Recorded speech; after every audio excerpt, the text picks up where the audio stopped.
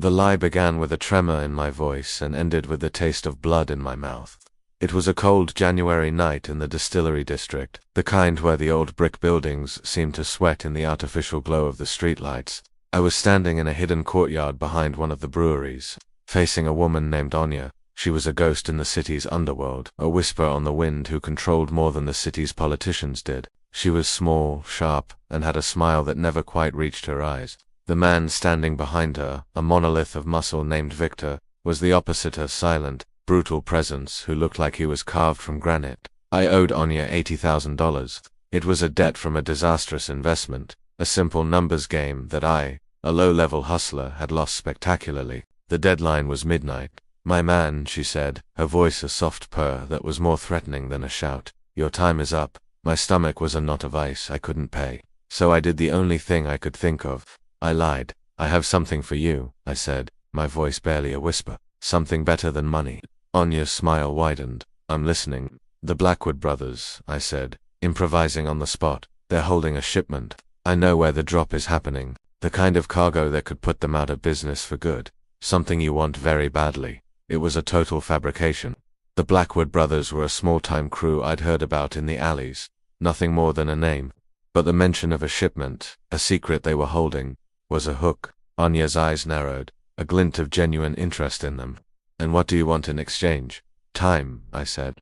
3 days to prove it. If I'm wrong, you can do whatever you want. But if I'm right, we're even, and you get what you want." Anya considered this. Victor, behind her, shifted his weight. "You're playing a dangerous game, Leo," she said, using my real name for the first time. "I don't like to be played." "Neither do I." I lied, and she laughed. "She gave me 48 hours, not 3 days, and a burner phone. Don't disappoint me." I walked away from the Distillery District feeling a rush of adrenaline and a cold mortal dread. I was now on the clock with nothing but a lie and a ticking countdown. For the next 2 days, I lived a different life. I stalked the Blackwood brothers, a pair of grimy dealers who operated out of an apartment near St. Jamestown. I needed to find a real secret, a real shipment, something to turn my lie into a twisted truth. I spent hours observing them. They were predictable, sloppy. They met their clients on corners in the financial district, right under the shadows of glass skyscrapers. I watched as they moved, their eyes darting nervously. They didn't have a massive shipment. They were small-time, barely making ends meet. The lie was getting harder to maintain, and time was running out. The burner phone in my pocket buzzed. A single word: proof. I was desperate. I knew I couldn't find a shipment, so I created one. I bought a cheap suitcase and filled it with old papers, weighted it down with rocks, and wrapped it in duct tape. I then drove to a remote industrial park on the outskirts of Scarborough and left it in a disused warehouse. I took a grainy photo and sent it to Anya. The response was immediate. "Be at the corner of Queen and Spadina at 10 p.m. Don't be late." I arrived at the meeting spot, a crowded intersection buzzing with streetcars and pedestrians. Anya was sitting in the back of a black SUV. Victor was in the driver's seat. I got in, the air inside the vehicle thick with tension. "Where is it?" Anya asked. "Industrial Park, the old Eastview warehouse," I said, my voice steady, trying to project a confidence I didn't feel. "They're moving it at midnight. They won't know we're coming." Anya smiled. "You're a clever boy, Leo, but you forget, I have eyes everywhere." The SUV lurched forward. We drove in silence for a few minutes, the city lights blurring past. Victor suddenly took a sharp turn, pulling into a dark alleyway behind a row of storefronts.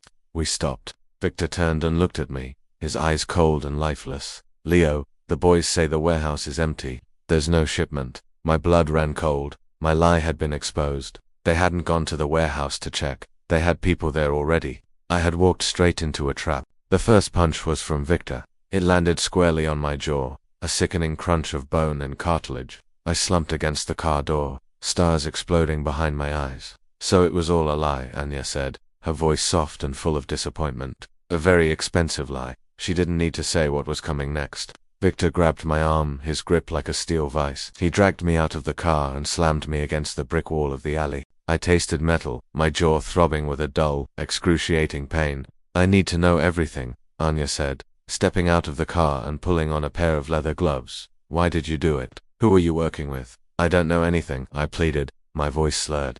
"It was just a lie. I needed time." Victor twisted my arm behind my back, a quick, sharp motion that dislocated my shoulder with a sickening pop. I screamed, the sound muffled by the noise of the city, and crumpled to my knees. The pain was blinding, a white-hot agony that consumed everything. Anya knelt in front of me, her face a mask of cold fury. Don't tell me what I want to hear, Leo. Tell me the truth. Every lie has a purpose. What was yours? I confessed. Everything. The debt, the desperation, the name of the dealer I got the idea from, the whole pathetic plan. She listened without a single flicker of emotion. When I was done, she stood and brushed the dust from her coat. So you're not a threat, just a fool. She turned to Victor. Make sure he doesn't tell anyone what happened here. He was going to kill me. Panic flooded my system, a raw, primal fear that was more powerful than the pain.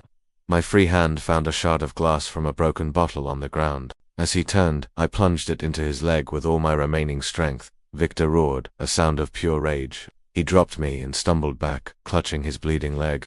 The temporary relief was all I needed. I scrambled to my feet and ran, my dislocated shoulder a useless, throbbing weight at my side.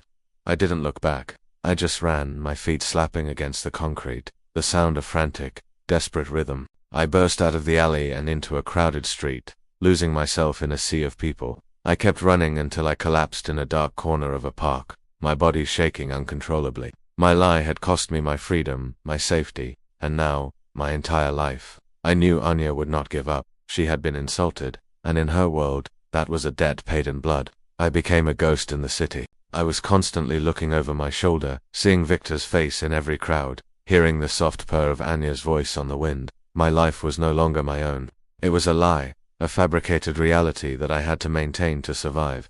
And I knew, with a certainty that chilled me to the bone, that the final chapter of my lie was still unwritten. It was just a matter of time before Anya came to collect the final price.